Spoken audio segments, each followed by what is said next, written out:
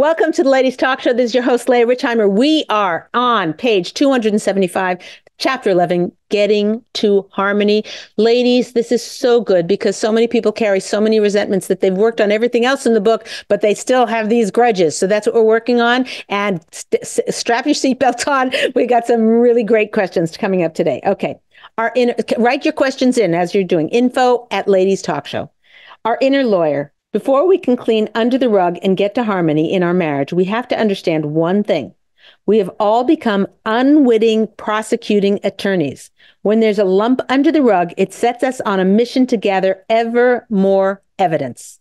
In a high-stakes battle, one must gather copious reams of evidence with which to bury the opponent.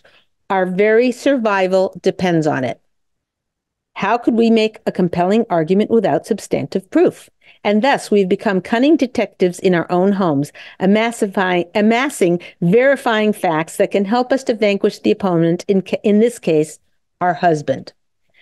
If we plan to tell him how unthoughtful he's been lately, we had better remember every single incident of such behavior. The drive to be right is irresistible to most humans, even if it makes the relationship feel extremely unsafe for everyone. Again, this is probably not a volitional act of cruelty. It's just how we've learned to survive in this world. We've never stopped to question whether it's healthy for our marriage or not. We just want to win like everyone else on the planet. The Torah tells us clearly that we are meant to judge others favorably. But if giving someone the benefit of the doubt means ignoring some juicy piece of evidence, that would not be an easy choice. Indeed, it would take superhuman effort to refrain from collecting and using corroborating data for our case, simply in order to keep shalom in the house. It would mean going against the very great tide of winning at all costs that is so prevalent in our society. Who could bear to lose a particular battle when clear proof is available that validates our point? And so we carry on gathering data to use against our husbands, strengthening the muscle within ourselves of what is known as an ayin ra, a bad eye. We cease to look for the good that they do and put our efforts into making sure that we have enough evidence to win and be proven right. We all know the heartbreak this habit causes in the marriage. As with many things in life, until we fully understand the cost of our behavior, it is fairly difficult to change. But once we fully recognize the costs of our actions, in this case, that we have been fighting to win a battle we don't even want to be in, a whole new vista opens up before us. Whereas before, gathering evidence may have been seen as a savvy way to win a conflict, once we learn to value peace above winning, the world looks like a very different place. Awareness about acting like a prosecuting attorney has been extremely helpful to my students in bolstering their efforts to judge their husband favorably. And when our drive to gather evidence against the love of our life ceases, all manner of closeness is available to us that was never there before. Truth at all costs. Another obstacle standing in our way is that some of us are so committed to the concept of emes, of truth, that we can find it very difficult to overlook an injustice against us. Of course, it's an admirable quality to be concerned about being truthful, but we must inculcate in our minds the Torah wisdom that perhaps the sole exception to being stringent about emes is when it interferes with shalom.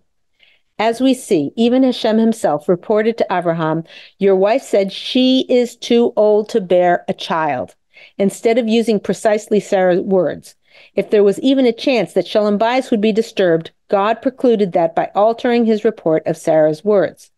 What we learn from this is that even if, from a point of view of emes, we might have every right to bear a grudge for what was done to us, that is not always the right answer. Because Shalom comes before emes, Hashem himself wants us to forgive. That means that even if the scales tip way in our favor, we are meant to forego our righteous stance, even if we are right. If it's helpful to you, remember these words from Chazal. One who overlooks others' injustices toward him, Hashem will overlook his sins. But in the moment, that can be quite a challenge. Forgiveness is obviously easier said than done, especially when the injustice recurs frequently. But if Hashem expects it from us, we know it must be achievable. This does not mean that we can't try our hardest to protect ourselves and try to prevent hurtful behavior toward us, perhaps by having deep discussions, by planning alternative behaviors, by forming new habits, or by staying in another room if someone is in a bad mood and we anticipate poor treatment. But ultimately, we are not meant to bear a grudge. Okay, ladies, what you got for me, Gayla? Okay. Panina's asking, I grew up in a house where my mother really was my father's prosecuting attorney. It's so ingrained, I have no clue how to change. Is there really hope for me? The more aware you are, the more power you have to overcome. So you should just know that you're kind of halfway there by recognizing that being a prosecuting attorney isn't the way to be. So good for you for that. Panina, I don't know what kind of person you are, if you are a cold turkey kind of person or whether you like to take things in grades. So I'm just going to give it to you the cold turkey way and then I'll back off of it.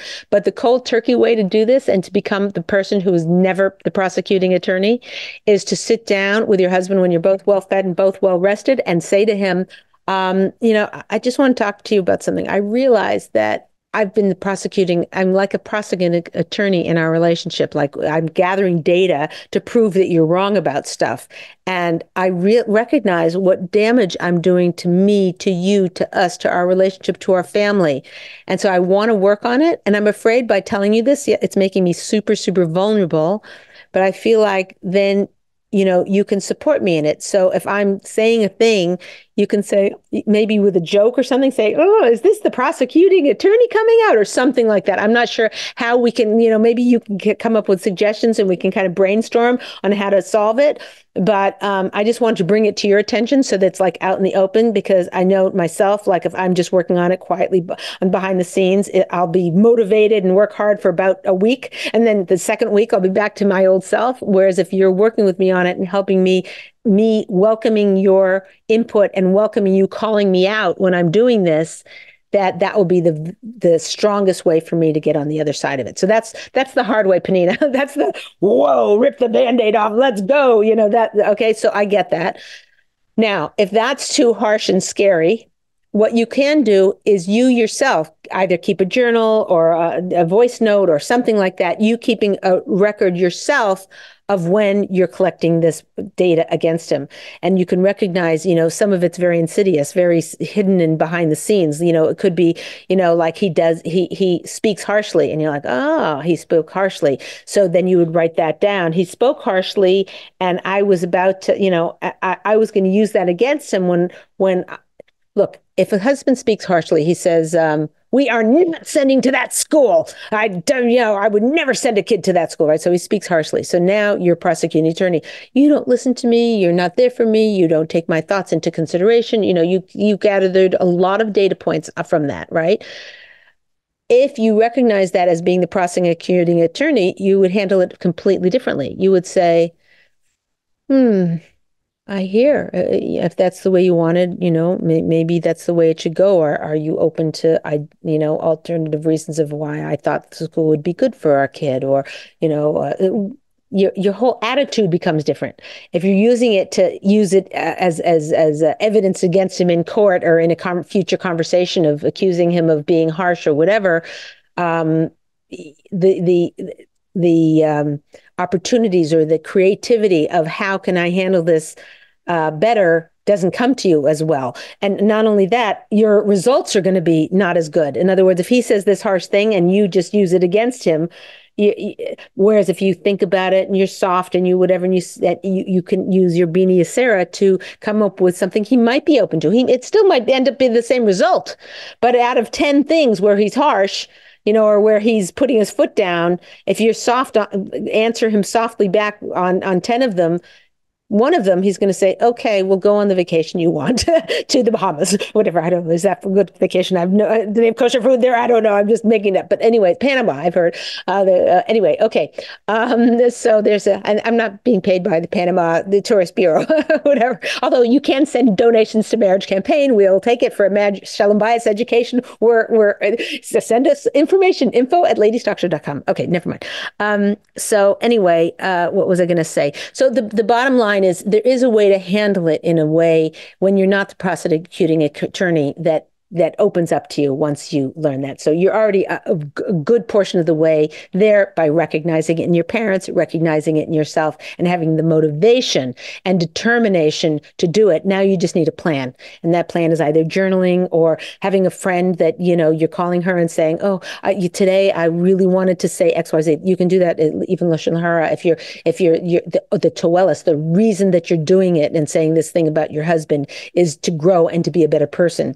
So you can even report it, not my husband did this bad thing and here's my response. You can say my husband did something and here's my response. That's a little bit higher level of lack of Lashon Hara, and it can still achieve the same result of you having a support system. Okay, best of luck with you. That's a great question. I'm really proud of you, and Hashem should give you koyach and hatzlacha with it. Very good. Wow.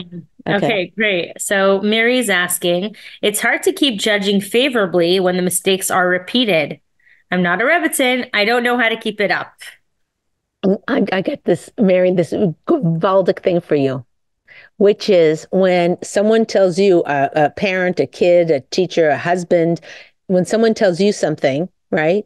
Do you get it first off? They tell it to you, and now, boom, your habit's broken. You're good. You know what I'm saying? Like, if you are, please send me advice on how to be that person. Okay. So if you just look at yourself, you understand that it takes repetition. It takes understanding.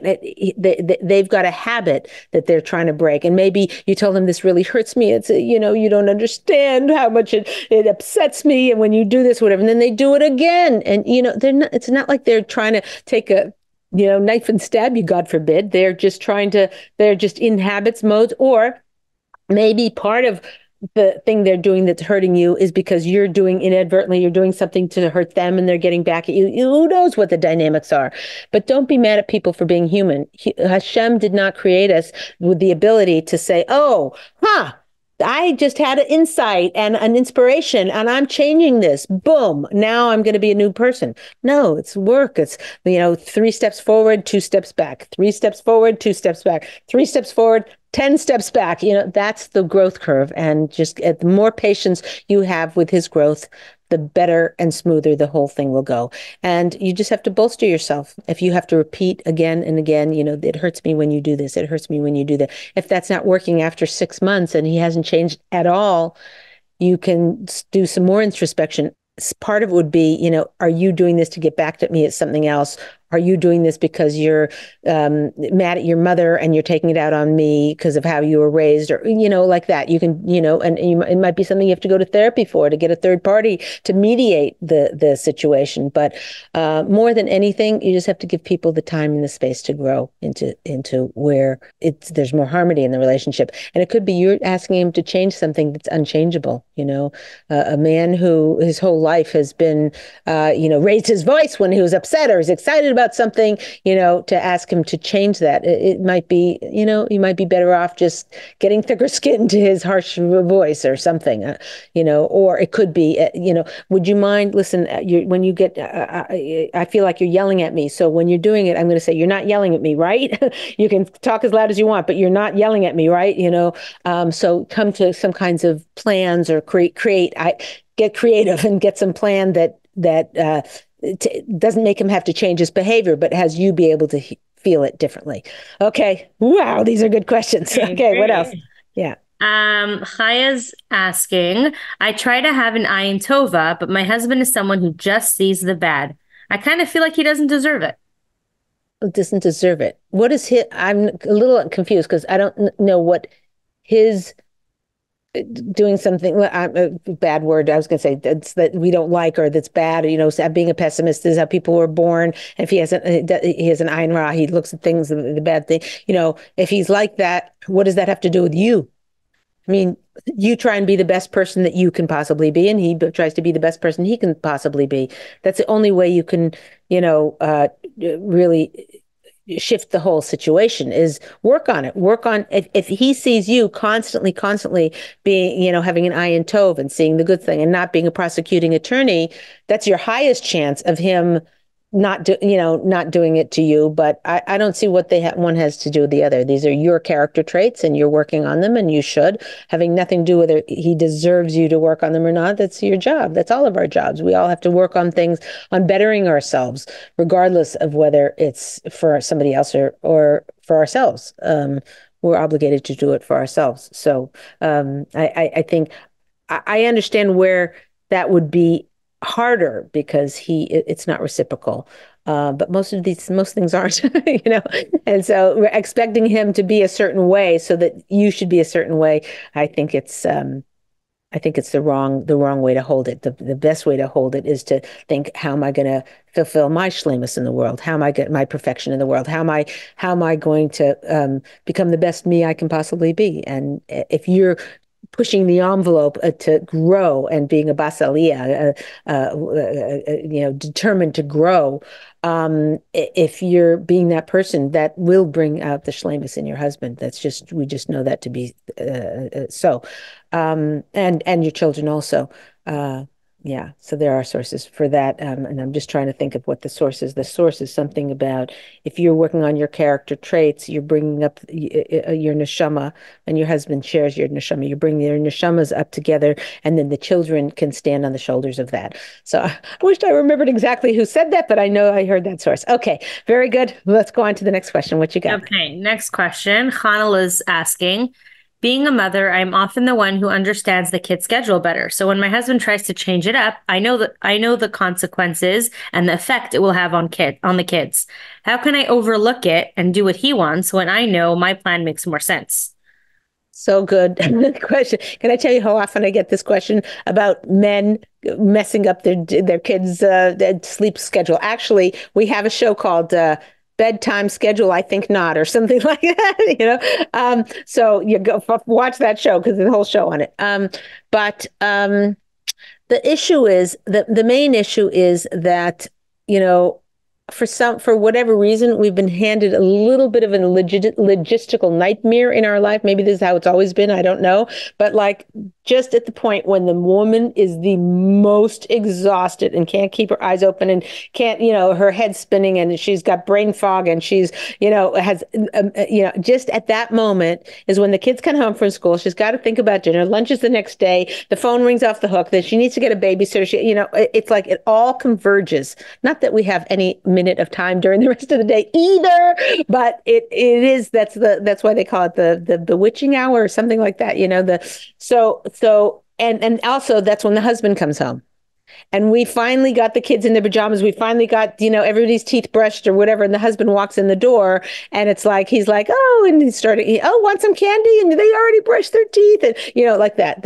I don't know why we have this particular challenge. I don't know whether people have always had that challenge, but for sure in our generation, this is huge. So I can't solve this in the grand way. All I can say is that the more, you and your husband are on page about it, the better. So it could be that your husband has business meetings Monday and Tuesday. Wednesday, he gets home earlier. Thursday, whatever. He has his routine, hopefully, somewhat of a routine.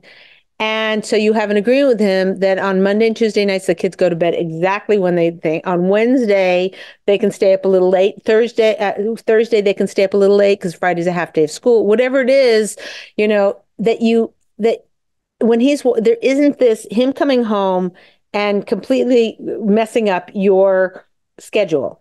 It's agreed as much as can be possible. Everything's going to come up, this and that. And he was supposed to come, but then he got stuck in traffic. And so Wednesday night didn't work. So that, I'm saying you have a normal and you agree on the normal. So when he comes home and he wants to give the kids candy, even though they've already brushed their teeth, well, hopefully you'll know he's coming home early to be with the kids. So you won't have got the brushed teeth. You know what I'm saying? The whole lot of it has to do with good planning so that whatever. But in any case, if you have the teeth brushed and he wants to give them candy, you let him give candy and you just brush the teeth again. you just realize this is, the fleeting life that I have. In a few years, the kids are going to be grown, whatever. I want them to be close with their father. The only way it's going to happen is if we go off schedule. And that, even though I don't like it, that meets my end goal of my life, which is having my husband and I being close with our children. And it's certainly not going to be close if they are coming home and my husband and I are having this huge tension in our lives about, like the husband walks through the door, he's trying to play with them, and I'm gritting my teeth, and all the kids know I'm mad at daddy because he's playing with them.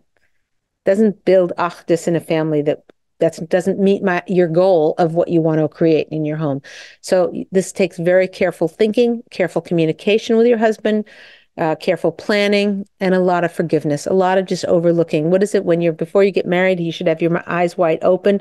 When you get married, you should have them half closed, like, okay, whatever, so even you said one thing that was very telling, which is, even though my way is the right way, and it probably is, but being right isn't what makes a loving marriage, a loving relationship, a loving family. Just being compromising and having a good plan helps a lot. Not every case scenario, but that can cover 60 or 70% of the scenarios can be handled by having a good plan. And then the other ones, you fly by the seat of your pants and be forgiving and so forth. But you will find one thing. If you are forgiving with your husband about this and, just more chilled about it, your times with your husband will be closer and happier. You'll see that there's a deeper connection that's available in your marriage. So even though at the time it feels like you're giving up a lot, you're also getting something for it. And keep that in mind. It'll help motivate you. Okay, good. Do we have time for another question? We have time for one more question. I just want to say, I love the value change. Like, the value was to get her kids to bed on time, and now her value is that the closeness that her husband will have with her and her kids, which is so much more worth it than her kids' one night bedtime. Right. Crazy is asking, forgiving is one thing, but forgetting is far too hard. I understand we shouldn't bear a grudge, but how do I do that practically? It's a very good question. And, it's really what's the word I'm looking for? It does take a lot of strength. Sometimes it's very hard, and sometimes you'll forgive something, right? And 10 minutes after you forgive him, like, what was I thinking? Like, did I really do that? I mean, here's the thing with forgiveness. Once you've forgiven somebody for something, you can't bring it up again. You can't like hold on to it. Like, you forgave them. If you say, I forgave you, but you really didn't, well, first of all, forgiveness is an action, not a feeling. That's the first thing. Okay. Forgiveness is an action, not a feeling. So it doesn't matter how you're feeling at the moment. People say, well, I'm not going to fake it until I make it. And, I'm not going to forgive them. They don't deserve it. No, forgiveness is an active action that you are taking to say, this is where I stand. I'm forgiving you. And you are letting go of any option of still holding a grudge against it, about bringing it up in future things. Well, you did that, and you already forgave them. It's done. It's done. The beauty of this, look, this is not something that comes naturally to anybody, but the beauty of it is there's a level of closeness and harmony in a marriage when the forgiveness is absolute. So no shades of gray in forgiveness.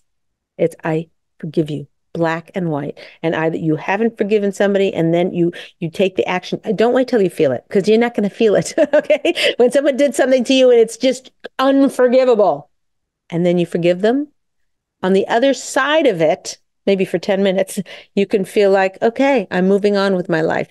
Why are they taking up free rent in my house, in my head?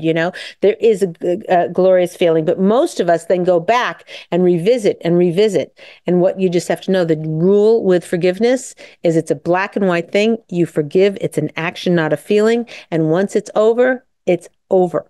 So knowing that black and white aspect of it, some of us are gray people, some of us are black and white type of people or whatever. So if you're a gray person, this is a little harder for you. If you're a black and white person, like you do things cold turkey many times, this will be an easier concept to hear. If you're a gray person, this might be a little harder to hear, but I'm saying to stretch yourself, to close the door on it, completely close the door. It's done. And you will see there is a lightness and a lack of stress that goes with it, that, you might feel a little bit, you might feel it on and off, you might feel it for a little bit and then be mad that you forgave them. I get it, but this is something to work on. It's a muscle. And the more you work that muscle, the more you're going to be able to forgive. And then the more harmony you're going to feel in your life.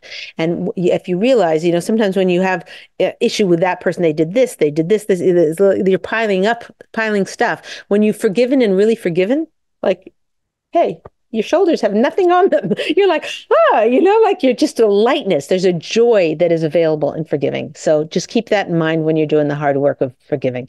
Okay, that was really, really good. All the questions today, guys. This is Leah Richheimer for the Ladies Talk Show. Let me give you your homework.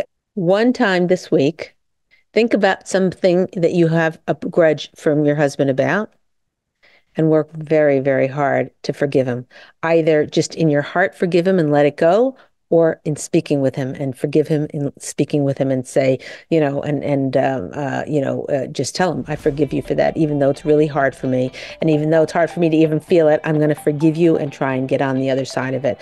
And you could say, forgiveness and forgetting, I'm going to try and forget, but the most important thing is I forgive you. Okay. All right. Best of luck, everybody. We'll see you next week.